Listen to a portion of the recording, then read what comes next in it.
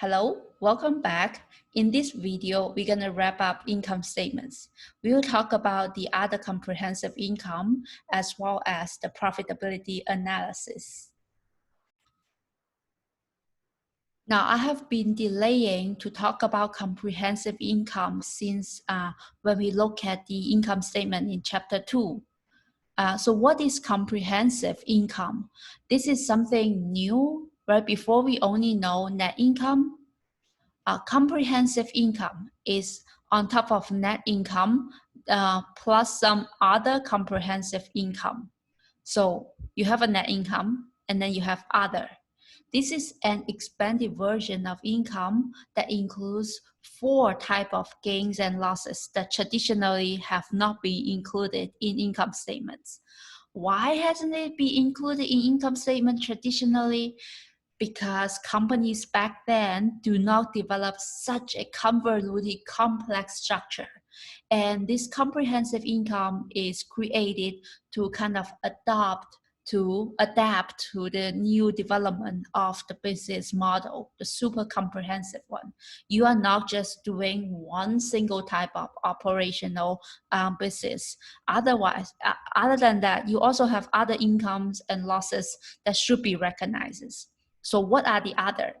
What are the OCI? They include, number 1, changes in market value of securities available for sale. We talk about security available for sale, right? That was in the short investment. Actually, we're gonna talk more about it in chapter 12.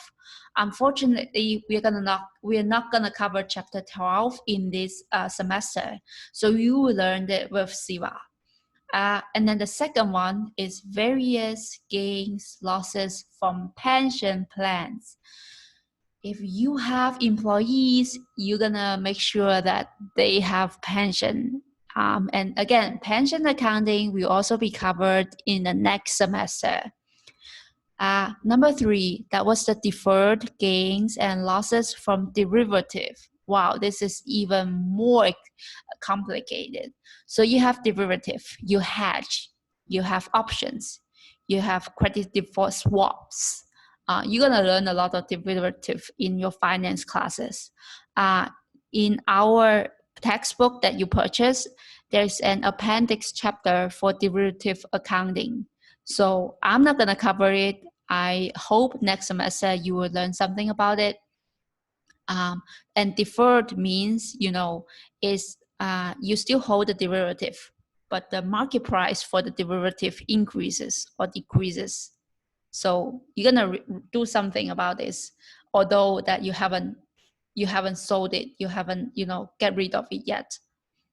Now the last one is gains and losses from changes in foreign currency exchange rates. So if the company is doing multinational business, it's very important. So most of the time you will find this other comprehensive income for these multinational entrepreneurs. Okay, this is the red part. This 4 is gonna add to the net income and then sum up to a income called comprehensive income.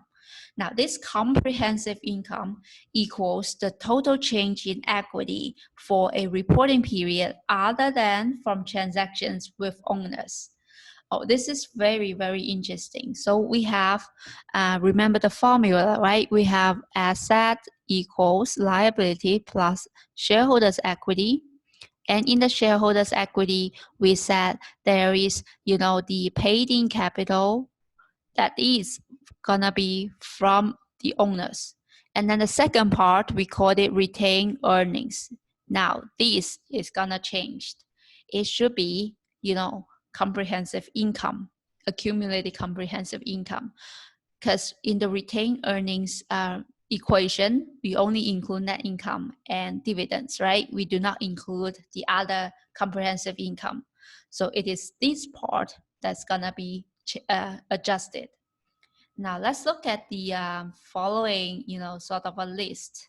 We have the other comprehensive income, including foreign currency transaction adjustment, unrealized gains on marketable securities, this one, unrealized gain on derivative, right? the third one. And then we sum up these three, we get the other comprehensive income, and then we get comprehensive income. Now let's look at Coca-Cola. Remember, we have the income statement here, and then in this, the yellow highlighted line, we have a consolidated net income of 89.85. In Coca-Cola's consolidated statement of comprehensive income, we start with the 89.85 from income statement, and then we add up other comprehensive income, which include 4. Using 89.85, adding all these gives us 88.64. So what are the other comprehensive incomes for Coca-Cola? Number 1, net foreign currency translation adjustment. We talked about it. Derivative net gains or losses. We also covered it. Unrealized gains on available for sale securities. That was the first one we mentioned. Pension. All these 4, Coca-Cola have all of them. So this is the total comprehensive income. Now we talk about something called accumulated other comprehensive income. Accumulated, as you can judge, this is gonna be, a whole history of other comprehensive income starting from day 1. It is very, very similar to retained earnings. When we think about retained earnings, right, it shows up in balance sheet, so it's a date, a snapshot, and it accumulates all the earnings, net income from the company, subtracting dividends that have been paid. Accumulated other comprehensive income is also very similar. It's accumulating all the previous other comprehensive income, and there's no need to subtract dividends. So it's just keep updating every year. Now, in the shareholders' equity statement, you will see it also shows up right below retained earnings. And here, accumulated other comprehensive loss, since it's loss and it says it's net of tax. Now, this is a condensed one. Let's look at the actual Coca-Cola.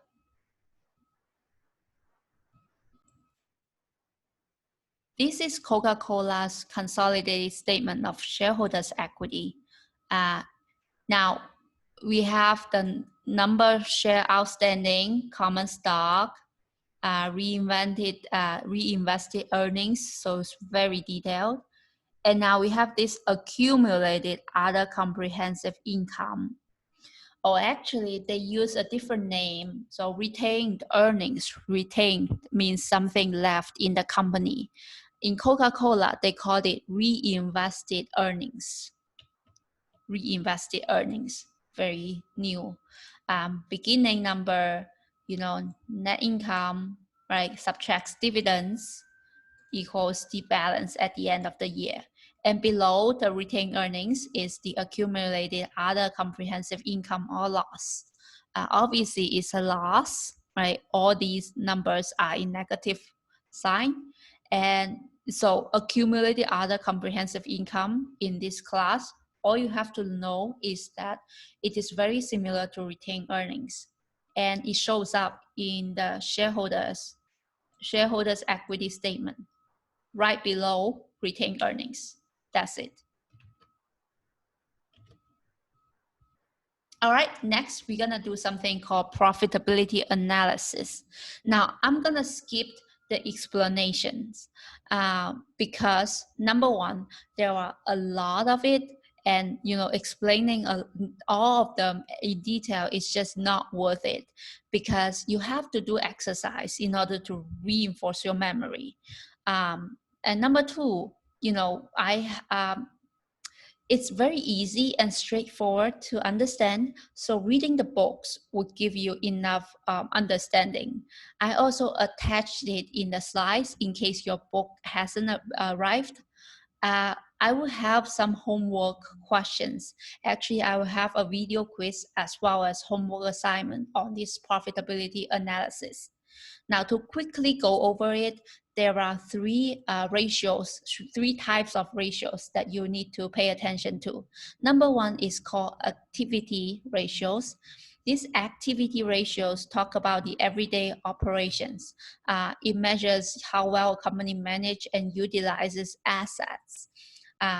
In this case, we have turnover ratios. Three turnover ratios. Asset turnover, receivable turnovers uses net sales as their numerator and divided by average total assets. What is average? It's the beginning plus the ending divided by 2. Receivable is accounts receivable, also average. Inventory. Now, inventory is more related to the cost of goods sold, the product, the cost. So instead of using net sales, we're going to look at the second item in income statement, cost of goods sold, and divided it by average turnover. That means, how many times is your inventory switched during the year. So the higher the ratio, the fewer assets are required to maintain this activity. And then there is also, after the turnover, you're going to calculate a date, which is average collection period for receivables. And also for inventory turnover, you will have another date. This is called average days in inventory, which use turnover in the new denominator. After activity ratios, you will learn profitability ratios. Of course, when we talk about profits, it's always gonna be net income divided by something. And this something really depends on, what is the denominator, what do you focus on, right? Profit margin focus on, how on sales, right? Focus on the sales number. Return on assets focus on, compared to your total assets, how much is your, the ratio. And ROE also using the shareholders' equity in the denominator. Now, we talk about activity ratios, we talk about profitability ratios. Actually, the third one is financial leverage that we sort of touched in balance sheet week 3. There's this DuPont framework that sort of use the profitability, activity, and financial leverage to kind of deconstruct return on equity.